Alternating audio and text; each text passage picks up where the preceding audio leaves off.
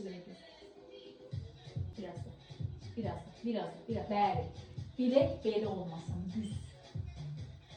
Hiçbir yerim oynamır. O belə eləmir. Düz. Bilek gelir arkaya.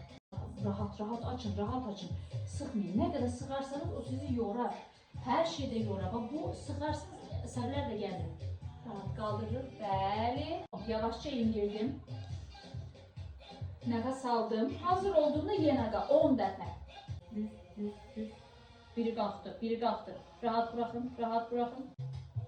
1, 2, 3, 4, 5, 6, 10 indirin.